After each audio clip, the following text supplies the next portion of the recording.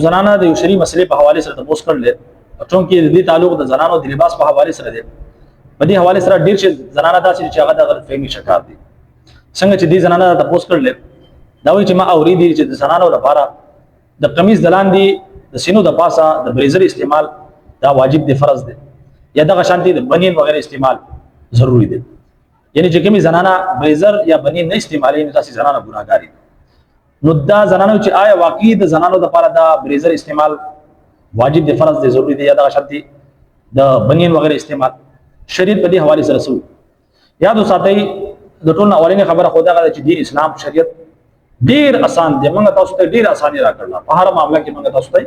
اساني راکړل. زمونږ تاسو په هر معاملې کې رهنمایي کړل او بیا اساني راکړل. موږ تاسو ته آسان لارې موږ راکړل چې په دې اسانه باندې عمل وکړو. لیکن بدقسمتي دا غدا چې د دین اسلام د شریعت موږ تاسو خپل د لاس په ځان باندې څنګه ګران کړل او خپل د طرف نه موږ چې د فیصله کې جو په شریعت کې په دین اسلام کې دا شی جایز دي، دا ناجایز دي، دا حلال دي، دا حرام. حالکه موږ تاسو بی دین نه یو، دا د بے مذهب خلکو کار دی چې هغه په خپل طرف نه چې مسائل جوړي چې بھائی په اسلام کې دا شی جایز دي، دا ناجایز دي، دا حلال دي، دا حرام دي. دا څنګه ده؟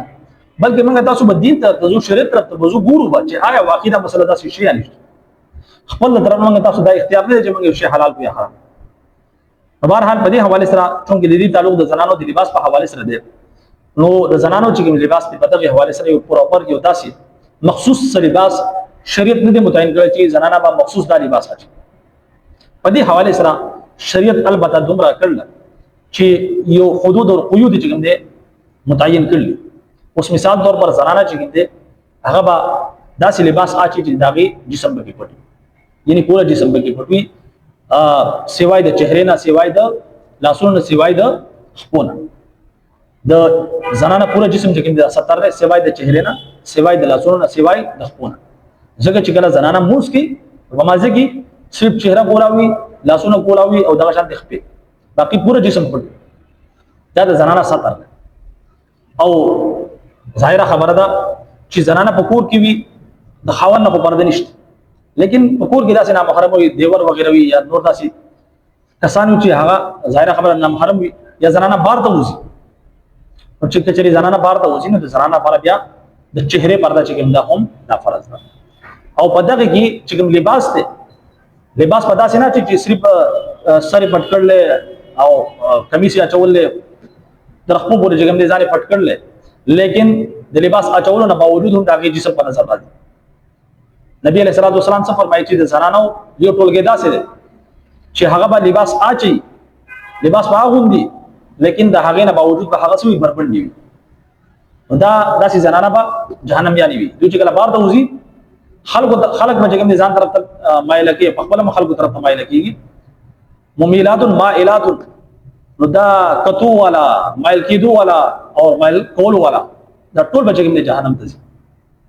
نو نبی علیہ الصلوۃ والسلام د دې فرمان نه دا معلومیږي چې زنانو چې کوم لباس ته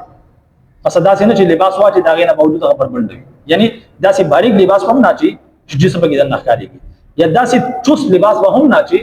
چې د جسم اعضاء چې ګندي هغه په نظر راځي. زنانه چې کوم ذات دی کنه د عورت ولګي، عورت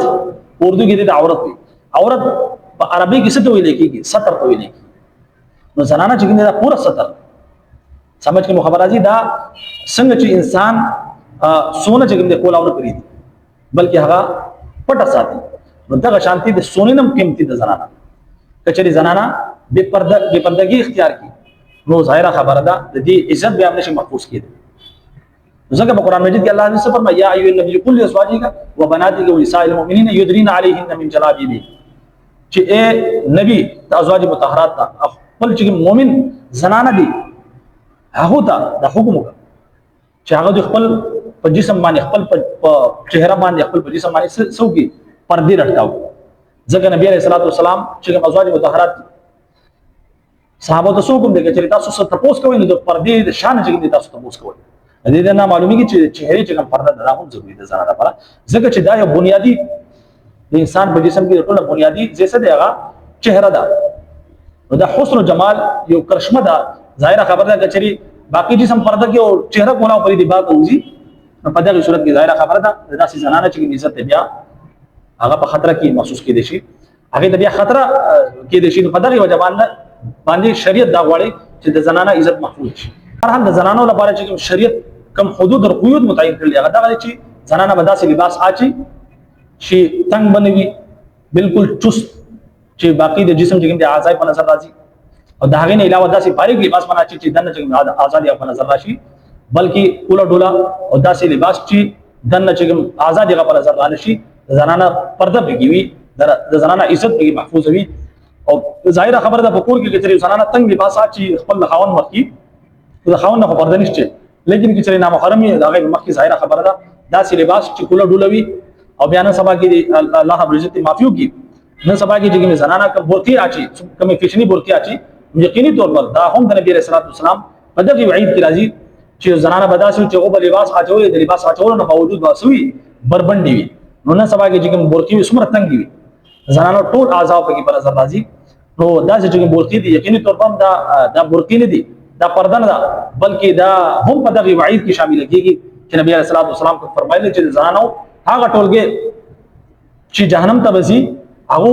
په داسو وجه جهنم ته ځي چې هغه په لباس اچي د لباس اچولو نه باوجود لباس واغوندي او اوستونه باوجود با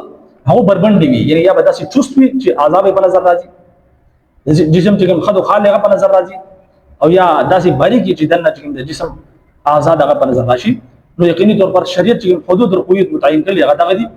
باقي په دغه حواله سره دا ویل چې بھائی زنانه لپاره چې کوم دي بریزر اچول ضروری دي فرض دي یا د شانتي د سینو د پاسه چې کوم دي د بنی وغیرہ استعمال دا ضروری دي ها البته کچري زنانه داسې چې خپل د پردي او د سینو چې کوم اوبراو پند دي کومولو د لپاره کچري زنانه چې دا یو خبره ده لیکن په شریعت کې دا څه واجب فرض نه چې زنانه به د بریزر اچي یا با سګي د سینو د پاسه چې کوم دي بنی وغیرہ اچي دا څه فرض وغیرہ نه ده شریعت چې کوم دي په دغه حواله سره چې کوم رهنمایي کړل کوم لباس موږ تاسو ته خودل شریعت زنانو ته خصوص نو هغه ذکر ما تاسو مخه ته بیان کو چې داسې لباس کولا ډولا چې چوس نوي او داسې لباس چې بالکل باریک نوي چې دنه په جسم پر نظر راشي نو بهرحال دغه زنانو لباس ته په دغه حواله سره دین اسلام شریعت رهنمایي کړل دین علاوه دا ویل چې زنانو لپاره بریزر چول ضروری دي یا